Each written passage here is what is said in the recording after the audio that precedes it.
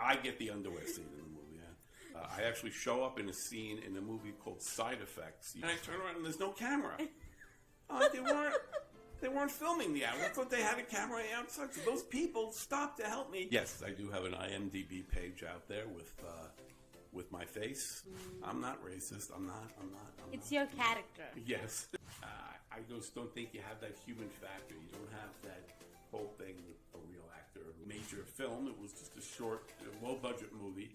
Yeah. I'm so funny and charming. I was younger and a lot thinner back then. And I got married and I got fat. And then, yeah, they had no idea. I've done a lot of short films. I did student films, and I've been an extra in some bigger films. Heavy. I was not quite 300 pounds, but I was high 200. I think we take us very seriously sometimes, thinking, oh, are we looking perfect or not? How are we coming across to other people? But never, and regardless of what happens, you're going to get rejected, whatever, it happens. Yeah. Now, they have a couple of guys in that movie who are muscular and lean and just fantastic looking. The immediacy of it, the excitement of it.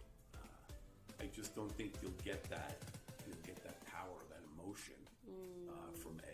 While I was doing that, my ribs were bruised and I was killing me.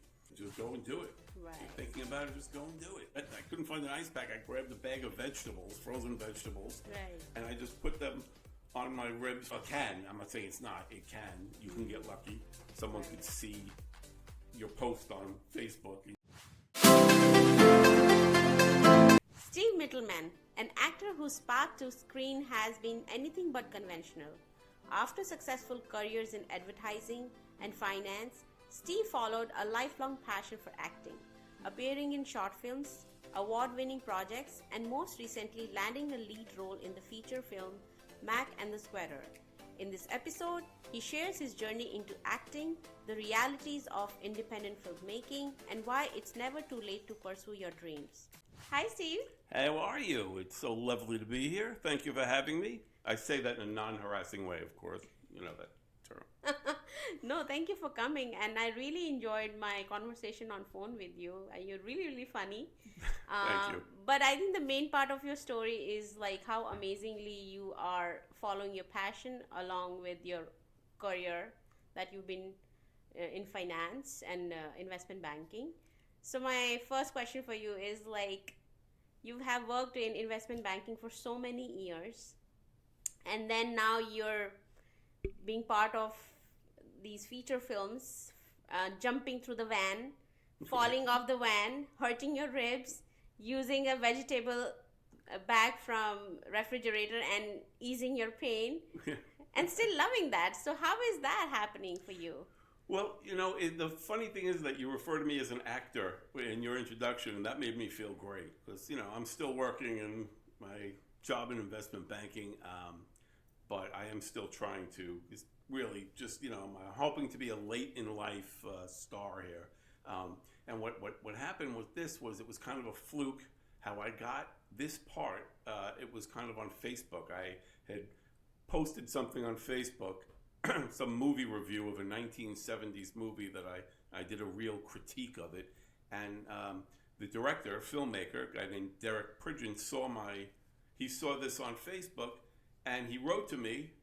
He kind of liked my review. He wrote to me and we started going back and forth, and he just said, listen, I see you're an actor and you've done some voice work. I am doing a film and I might, maybe I'd like you to read for it. Either myself or someone else will contact you in 3 months and, we'll go over it. I said, okay, great. That was very nice. And I thought, I'm never going to hear from this guy again. It's a Facebook thing. Well, a few months later, he wrote to me. He asked for my phone number, if I'm comfortable with giving him out my phone number so we could talk. And we talked on the phone and everything. And he said, you're really kind of a nice guy. You're a funny guy and you're really nice. And I'm like, oh, thanks. He said, the part that I have is for a real bad guy, a villain. So I'm going to send you a few lines, like a little monologue, and I want you to film it and send it to me. So he sent me what I thought was from the script of the movie, but it wasn't. He just wrote up a bad guy monologue. My son filmed, and he filmed me, and I read it, and I sent it to him, And he goes, that was perfect. You almost nailed it. You were too nice on the phone. I had to see if you could play a bad guy. I wasn't sure. So, and then we met. I met him. I went up and we met in Manhattan, and we talked a little bit about it. But he said to me, I want to give you the part, but I can't. Well, I could. This is my project. I could if I want, but I'm paying people. So you have to, I'm going to have, you'll have to audition for the casting director against other actors. So I wrote, the casting director who he hired sent me a bunch of lines from the real script, and I had to do a scene. Now, my son filmed me on the phone, and my wife read the woman character, the lead lady who I'm terrorizing in the movie. She read it off screen, and I taped it, and I did something a little dumb in that, what I thought was dumb, but I guess it helped me get it. And she wrote me, and we sent the film in, and I guess I have to get into that now that I said I did something dumb. There's in the thing, we're shooting up in Harlem, and my character is he's, amongst being a criminal, he's also very racist. I'm not racist. I'm not. It's your character. Yes, I have to do it. Yeah. So in the lines that I had to read, there was something that said affluent blacks, even affluent, and I changed blacks to the N-word, the evil N-word. Stupid. I don't know why I did it. I thought it was something the character would do. So I did it, and I read the scene. We finished. My wife says, "My God, are you going to lose the job because of that?" I'm like, "No, I think it's something the character would say." So I sent it. I sent the film. I sent the recording in. About 10 minutes later, I got an email from the casting director saying, "Can you come in Tuesday for a callback?" Right. So, it worked. So I go in on Tuesday, and on Tuesday, I was a little bit late to the audition because I had to work at my investment banking job, and I got there late after they read all of the other Lawrences. My character's name is Lawrence, and all the other Lawrences were gone. So I stepped in, and I had to do the same scene. Now I go into the room, and there is the main casting lady, the main casting director. Next to her is a younger gentleman. On her left are two young ladies, and sitting along the side is a rather sizable gentleman. Now, I'm going to be doing the same scene again. I am the only Caucasian in the room. Now, they've seen me do it. I have to keep my integrity and say that word again. So we do the scene, and I say it, and we're done with the scene. And the lady, the main casting director, says, "How did you feel about that?" I'm like, "Well, it could always be better." Right. But I might have gotten a little wobbly when I said that word. I don't, and just as I said that, the big guy on the side says, "Yeah, I didn't see that in the script." And I'm like, well, I thought it was something that the character would say.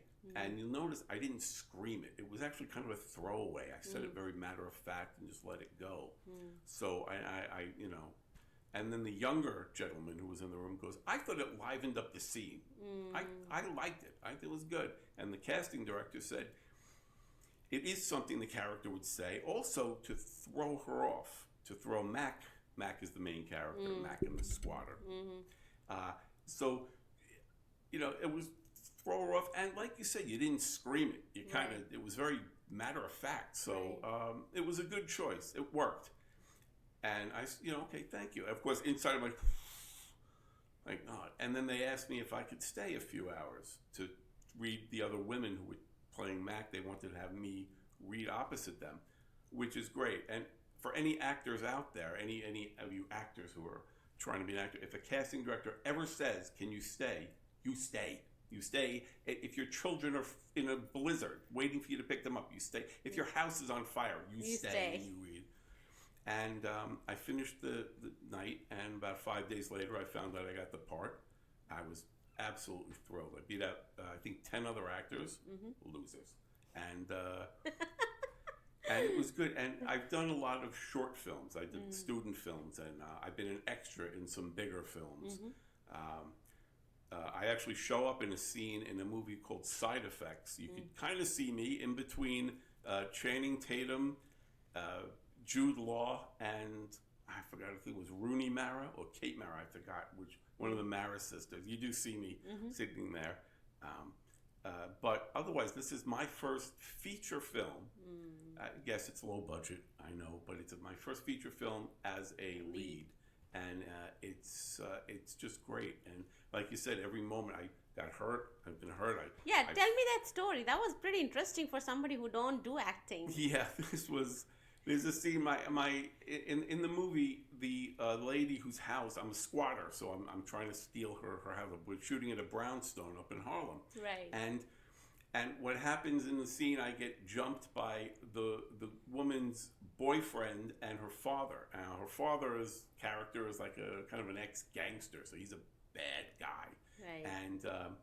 And the other guy, her boyfriend, is this big muscular guy, and they jump me on. They put a sack over my head, throw me into a van, and we're driving around in the van. We're having a scene where I'm trying to be tough, but they're yelling at me. You got to stop, whatever. A big scene, and at the end, the boyfriend punches me in the stomach.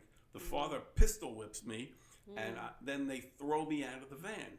Like an actual running man. Yeah, and well, no, they pull over, they open it, and then they're gonna throw me out of the van. But the boyfriend had a little trouble throwing me. He didn't want to hurt me, and he felt bad. So I kind of on my own fall out of the van, and I misjudged the fall, and I hit my elbow, and actually this is a different injury, but it was basically the same place on this arm. That was all scraped up and bloody. I hit my ribs. I was bruised, but I stayed with the scene because they were filming outside. They had a camera outside, so they had to film me. I fell out, and I'm supposed to stay down. The van peels away, and I struggle to get up. And as I'm getting up, and I'm everything. All of a sudden, a car pulls up next to me, and someone says, "You okay, brother?" They don't know you're acting. Yeah, and I said, no, I'm filming a movie. We're okay, thank you. And then there's a woman in the car in the driver's seat. She goes, "Can we help you with anything? Are you all right?" I'm like, no, guys, I appreciate it, thank you. I'm trying not to talk because I don't even know where the camera is at this point. Exactly. And then I'm fine, thank you. And they drive away. And then I look up, the camera's not on this side, so I struggle. I'm pretending to struggle, right. Although it does hurt. My ribs hurt. And I turn around and there's no camera. They weren't filming the outside. I thought they had a camera outside. So those people stopped to help me. Now, again, it's a very low budget movie. We don't have anyone cordoning off traffic. Yeah. They were at the stoplight. They saw me fall out of the van, yeah. hit the sidewalk, and they saw the van peel away, and I'm getting up. So they thought it was real. Yeah, they had no idea. They had no idea. And then when they realized I said I'm filming, we're doing a movie, and there's no cameras, they just say, "Oh, this guy's wasted. Let's forget it." And they drove away. And then it ended up, they're like, "Okay, that was perfect.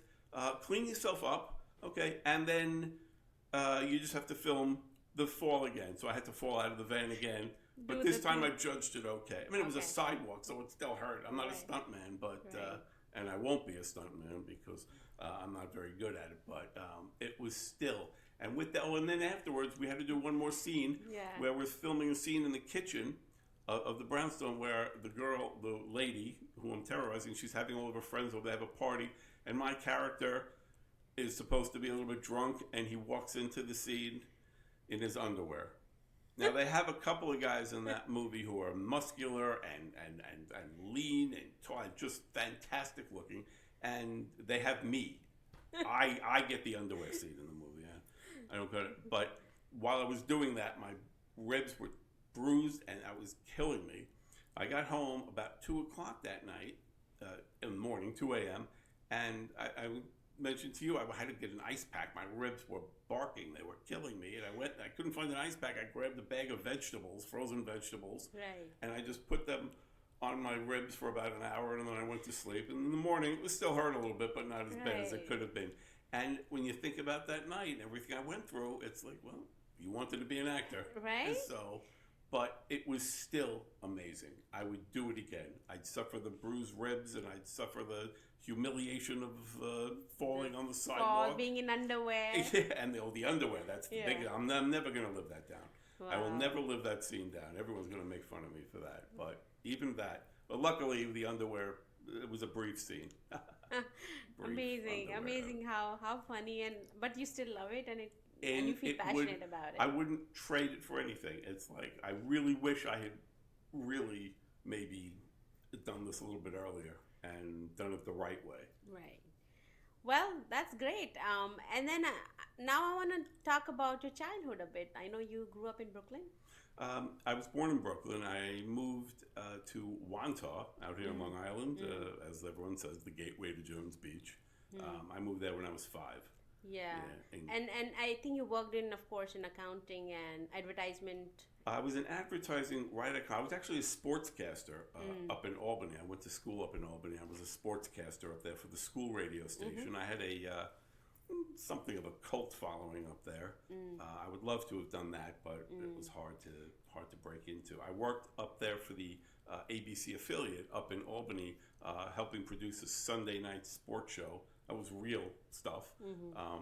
But I never really got into the sportscasting thing again. But it was fun to do. I used to love doing it. This is Steve Mittelman, 91 FM Sports. I used to do a whole big thing with that. And then when I got out of school, I got this advertising.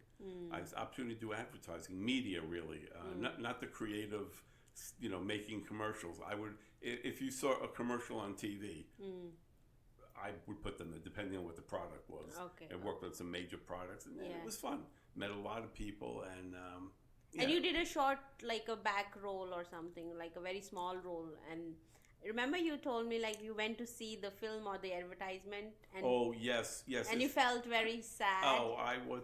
That was really my first. It was my first movie. It was. Oh my God, I'm getting so old. I can't even think of the movie. Great movie. Jeff Bridges, Robin Williams, Mercedes Ruehl, who won an Oscar for it. Directed by Terry Gilliam. I can't believe I can't think of it. Anyway, I shot a scene in Riverside Park. I met Jeff Bridges quickly. He was walking off the set. He wasn't in the scene. And he said something. I was with another extra. We were there, and Jeff Bridges, like, my God, it's Jeff Bridges.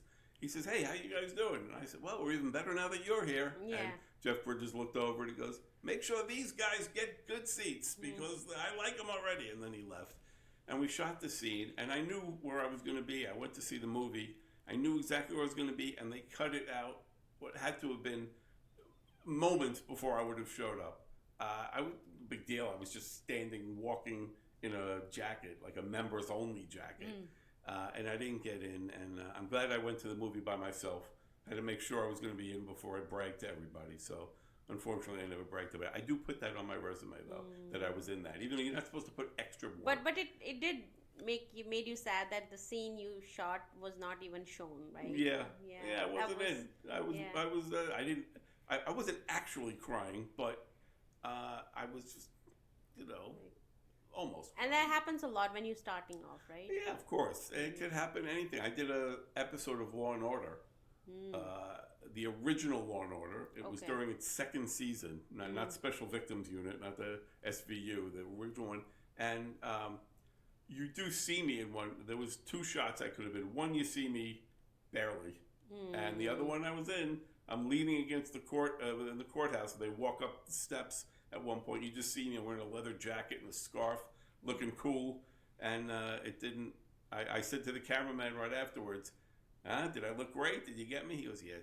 Don't be upset. It's probably." The cameraman said it's probably not going to make it. This was just a filler, just in case we need to put it in there. So don't be disappointed. And it wasn't on, and I was disappointed. I look cool. Okay. And then there's another chapter of your life during COVID. You told me that you were overweight and how your friends, your ex-colleague, I think, really helped you to lose weight. And yeah, tell me about that. What happened was that I was just, I was heavy. I was not quite 300 pounds, but I was high 200s. And before, that was the way I was for years. Nothing, it just happened. I was just disgusting. That's all there is to say. Funny, but disgusting. But what happened that now COVID came, and I was going to be working from home, and I'm like, wow, now I'm not going to be leaving the house at all. I'm going to explode. I'm just going to get. And my brother-in-law had said to me, I've been working at home for years, and he's really skinny, so I don't know why he would have said this, because it never affected him, because Some days all I do is work and eat and work and eat. Just be careful. So I had that in mind. And then my friend had recommended to me, go walking. Just very simple. Just go walking. And she's like, your joints will You can thank take her you. name. We know her. Okay. Ava? Yeah. Lovely. She's a special person for both of us. Yes, that's right. That's right. She's our middleman, as it were, how we were connected. Yes. And she had said to me, just go walking. It will, just that's it. So my wife and I started walking. After work, we would walk around the neighborhood. We'd do 30 minutes, then we do 45 minutes, then we do an hour. And then I noticed we have one road. It's a long dead end, but it's up a hill. I said, you know what? I'm going to try the hill. So we started walking up the hill and walked down. Oh, it's good. We'll do that every day. And next time we passed, we went up and down. I'm like, you know what? I'm going to do it again. So she goes, my wife is like, all right, yeah. So we start walking up, and then she's slowing down. So I'm like, you want to wait? No, don't wait for me. Don't worry. So I walk up. She was slowing down. I met her on the way down halfway. I'm like, you know what? Let's do it again. And she goes, I'm going to sit on the curb and play on my phone. You could do the thing again. So then I ended up becoming, that was a big thing. Not just that. I started walking around the neighborhood. We have a lot of hills there. And Were you watching your food also? Yes. That was a big deal. I actually went for a physical in September of 2020 during COVID. At that point, I was down about 25 pounds or so. And I went, and my doctor said, oh, I'm proud. That's good. You lost weight. Yeah. Everyone else is gaining weight. Right. You're losing weight. That's great. But my results showed up, and my blood sugar was through the roof. So I had to change, your diet. So that helped. And overall, I lost probably about 60 pounds. I know what you're thinking. I know what everyone who's watching now is thinking. He lost 60 pounds and he still looks like that? Ew, God, he must have been a disaster beforehand. You look great, don't worry.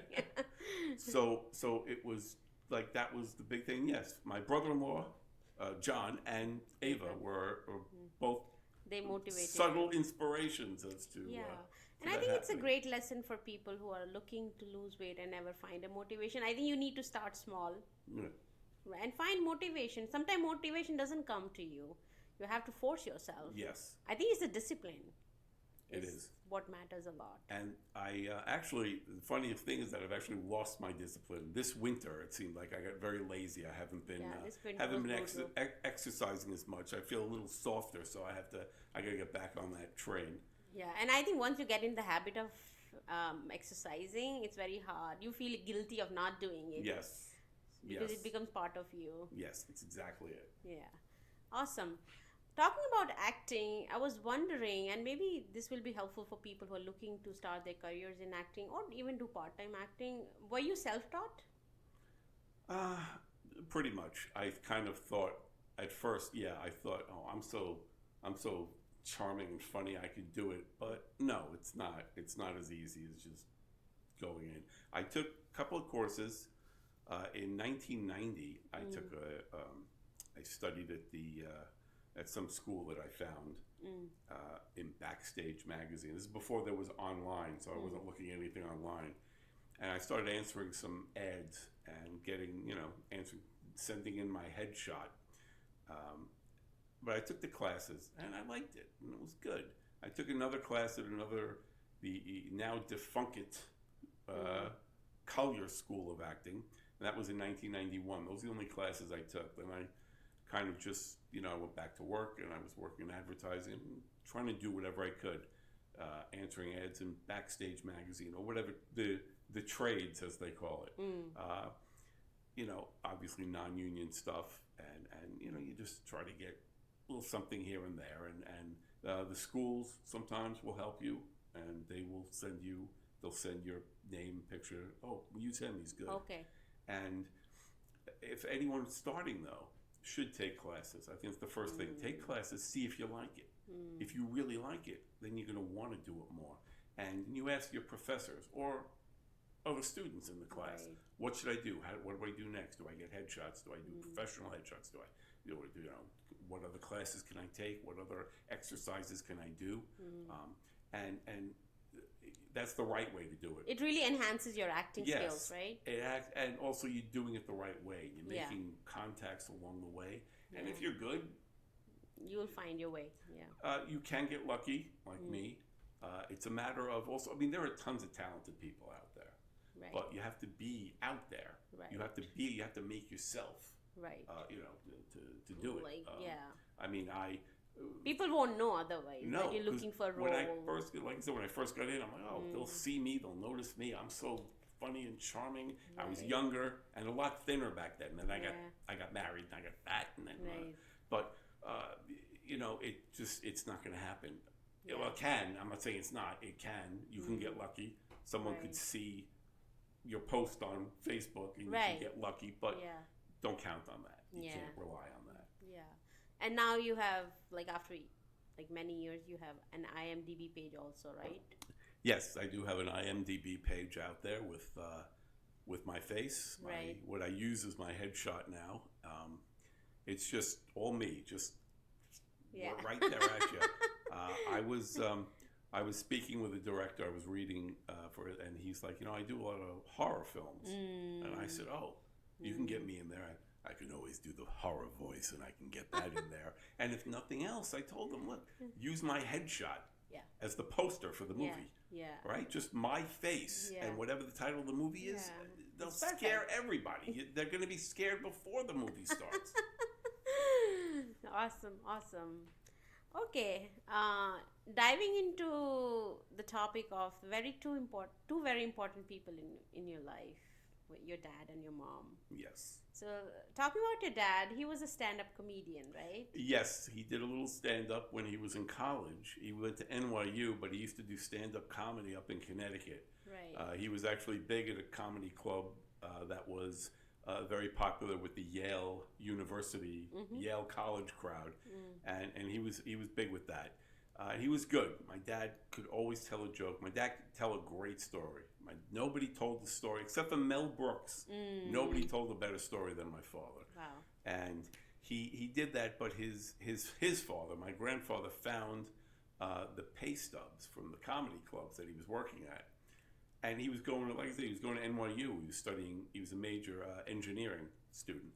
So when my grandfather found the check, he goes, look, you can do one or the other. You can't do both. You got to put your efforts into one of them. And my dad chose the safer path and went and stayed with the college. But he did actually sell some jokes to some Catskills comics back in the day. Freddie Roman is a name that the older generation would know. My dad actually sold some jokes to him, so he was kind of in the business, and that. So I guess he passed along some genes to you. That's why you have this acting bug somewhere. Yeah. Like a stage. Yeah. You own the stage like him, right? That's what it must be. And Yeah. I've watched him perform, not as a stand-up comedian. He would form conventions of his. He worked at I won't say the name. He worked at a place, transmissions place that he owned, and at the conventions they would have conventions. He would do the award ceremonies, and he would do a whole routine and introduce them, bring up people, and give them awards. But he was fantastic. You couldn't just he was great when he's up there and he's talking. And even as he got older, he got a little slower. Stories weren't as sharp. He wasn't as sharp, but he still had it. He still had that. He just had that way of telling a story or a joke, and it was just fantastic. Captivating. It was fantastic. It really was. And one thing stood out when I was talking to you on phone. I found you somebody who really loves themselves. Like, you love yourself, and I felt that was amazing because people always judge themselves. And I think the way you love yourself, it was very, like, infectious. The funny thing is that I'm very self-deprecating. As you said, I've already told you how disgusting I am. Yeah. But so a lot of the thing about how I say when I'm great is a little bit of an act. But I do. I'm going to say this. When I'm acting, when I'm doing this movie, for instance, I am so nervous before every scene. You can't imagine. So you're helping yourself by saying that. Yeah, and I am so nervous before every scene, and I do it, and then everyone, that was great. God, you were unbelievable, and I'm like, thanks, and it feels great. Yeah. And I'm like, well, maybe I am great, but I you have to have a little bit of Self-love. you have to do it to do the acting thing. You have to have a lot of confidence to do it. I'm going to be, like I said, there's a scene where I'm in my underwear. So you got to have a lot of confidence. Yeah. Know that everyone's going to laugh at me. Yeah. I don't have the abs. I'm not muscles. So it's just cellulite. Yeah. It's cellulite. No, you know what? Even though you might be using as a tool to boost your confidence, but the way you say, I'm amazing, I think that just lightens up you.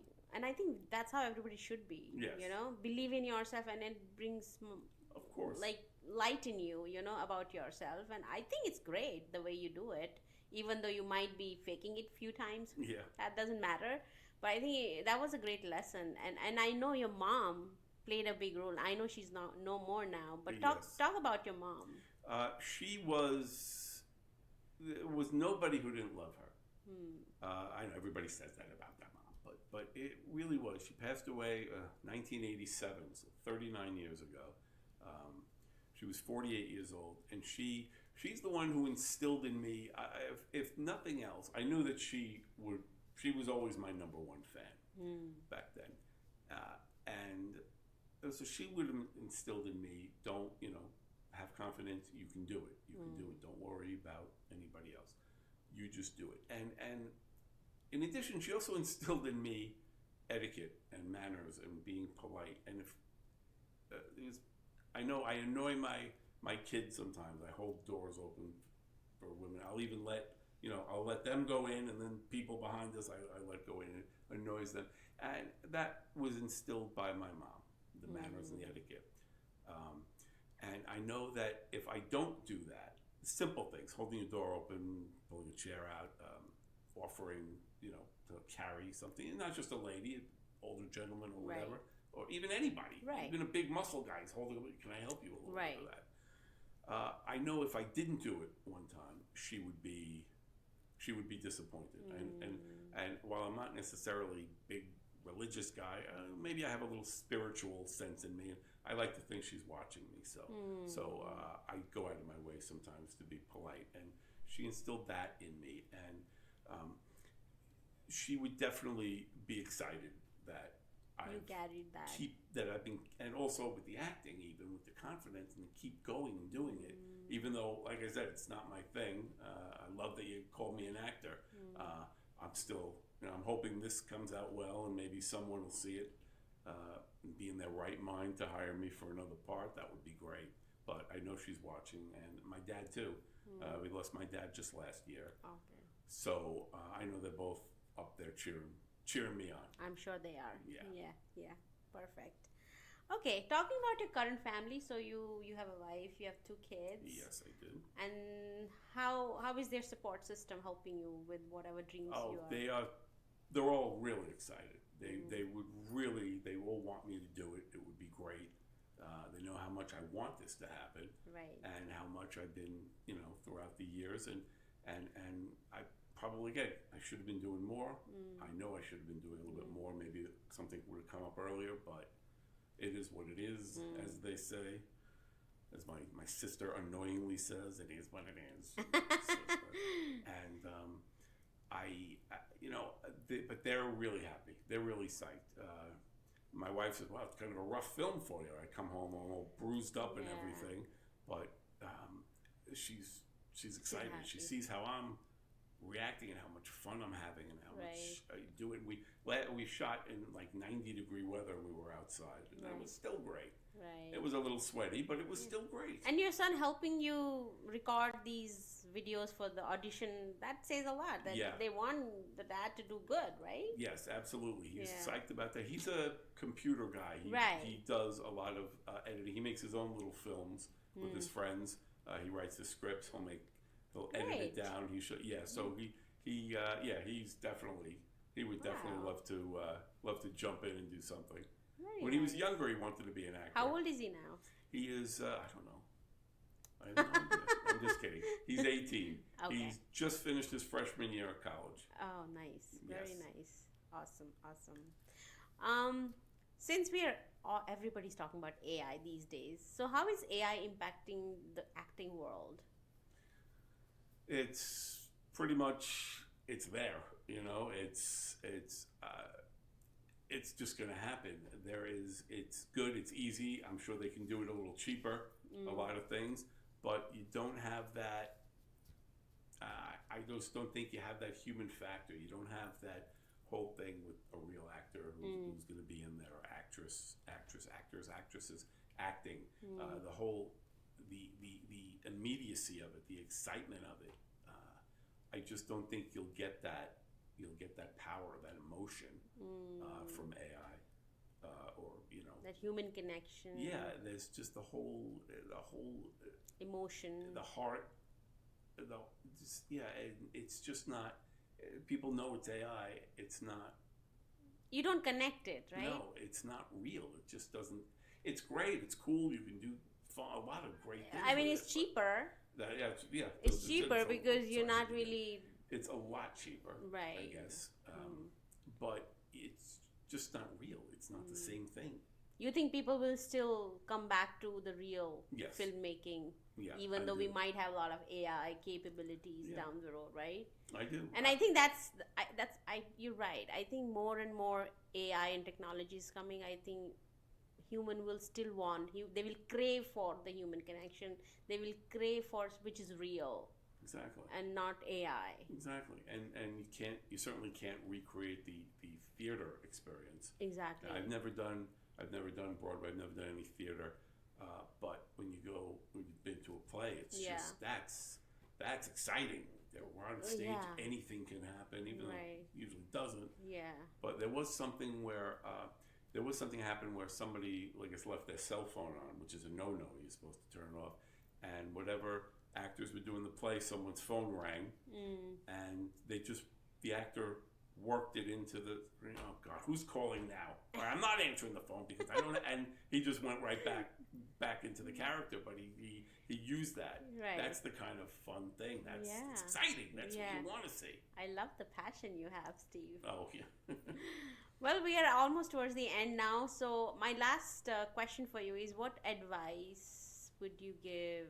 I think you've covered a bit to young actors or somebody who is seeking acting at any age. And, again, how can they do that?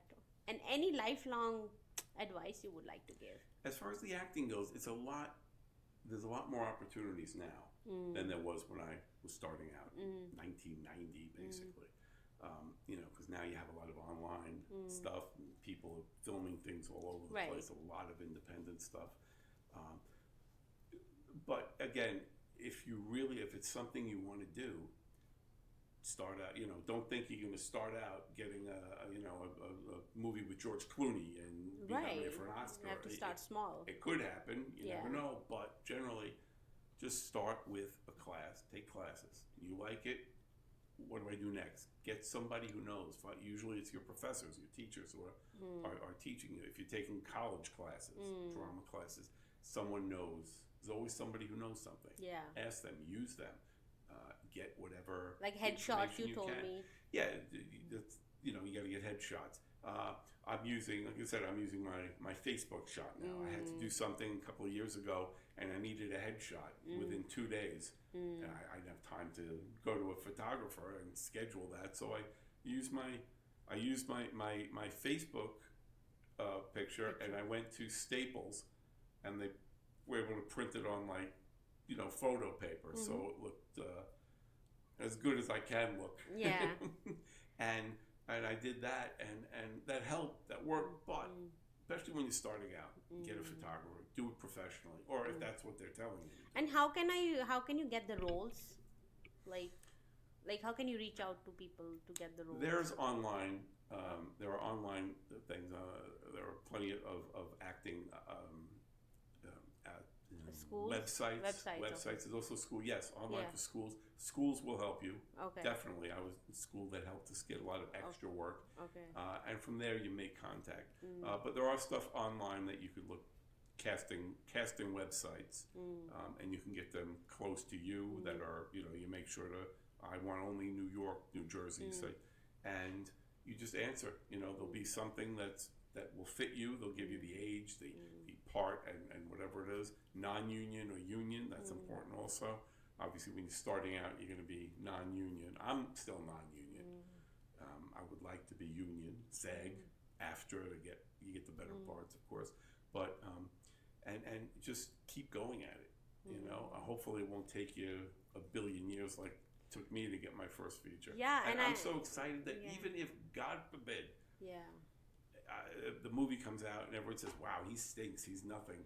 I'm so excited that I did it. You did it. And I did it. And in your way, on your own way, right? Yes, and I'll keep doing it. I'll keep trying to do more, no matter what. Right. I'm sorry I interrupted you. You were about No, I was. I think before our podcast started, I did mention like I usually love watching interviews of the actors. Right. And the reason why I love, because I think actors are very, very resilient, because it's not an easy path, right? And you have to be really passionate about it. And I think they have high level of sensibilities around life because they play so many characters. And I connect with that as a human being. And I think I have a special like respect for actors personally because of that. So I'll take that as a compliment. Thank you. Yes, kudos to you to do that, you know, because it's not easy. You have a full-time job but you're still following the passion. So my last question is like, what is your advice for everybody who is like waiting to start their dreams to fulfill? Like they've been sitting and thinking about it all the time. So what would you tell them to like? It's the simple thing. Just go and do it. Right. You're thinking about it, just go and do it. You know, so you see, one thing is that never, and regardless of what happens, you know, you're going to get rejected, whatever, it happens. Yeah. Don't let it kill you. Don't let it eat you up too much. Yeah, you'll be upset. I've been upset. I one time I had a part. I was really excited about it. It wasn't a major film. It was just a short, low-budget movie. Yeah. And I had the part. I was really excited. And then they ended up becoming a union movie. Yeah. So I wasn't in the union, so they had to recast. I was really upset. It was a great part. It was a good comedy action movie, and I was really excited about it. But I was bummed out. That was it. And you let it go. You wake up the next day and try to do something else. And that's what I think. That's really a life lesson, much less just an acting thing. Yeah. You know. I think we take us very seriously sometimes, thinking, oh, are we looking perfect or not? How are we coming across to other people? And I think that really holds you on, accomplishing what you really want for yourself. I think life overall should be taken very lightly. You're here to enjoy this journey and not really think too much about it, right? Like you, right? I think you're a great example. And I think you have a lot of courage to pursue your dreams. And thank you. And I really think that is one thing which keeps you going, is the courage to do it. If I didn't have it, I wouldn't have anything to, you know, I mean, I don't mean it that way. I have my wife and my children. I love them. But we love you. You got to have something. Yeah. So I've always said I want to do it. I want to try something. Yeah. Even if it was just voice acting, I would love to do just, you know, cartoons or something would be fun. But I'm just having so much fun. I've had so much fun filming this movie. It's just, wow, I really want to do more. I would love to watch this movie, Steve. So would I. Well, thank you for coming. This was great. I hope you have a good time. Oh, thank you. I had a great time. This was a lot of fun. Thank you.